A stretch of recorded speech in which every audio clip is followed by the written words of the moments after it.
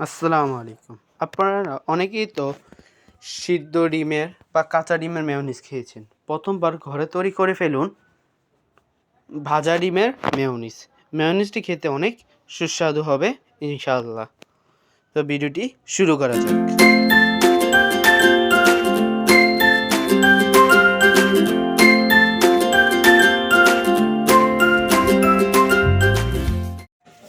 প্রথমে একটি সসপ্যান গরম করে নিয়ে এতে পরিমাণ মতো তেল দিয়ে দিব।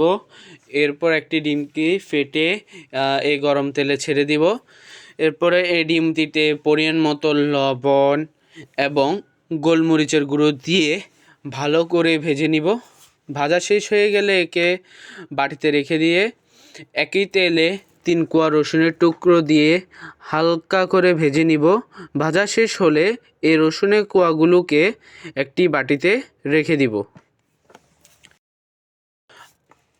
এরপর একই তেলে কাশ্মীরি শুকনা মরিচ ভেজে নিব। এই মরিচগুলোতে কোনো ঝাল নেই, শুধু খাবারে রং আনে।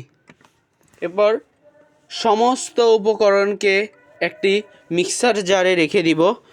গোলমরিচি গুঁড়ো রসুনের কোয়াগুলোকে রেখে এরপর স্বাদ মতো চিনি, স্বাদ মতো লেবুর রস এবং পরিমাণ মতো তেল দিয়ে তা মিক্সার জারে করে মিক্সচার করে নিব।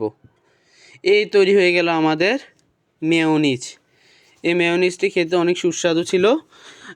এই মেয়োনিজটি দিয়ে আমি চিকেন বন খেয়েছি, খেতে অনেক সুস্বাদু লেগেছিল। চিকেন বনটা অনেক ভালো ছিল খেতে, এবং মেয়োনিজ লাগিয়ে খেতে তো আরও মজা লাগছিল।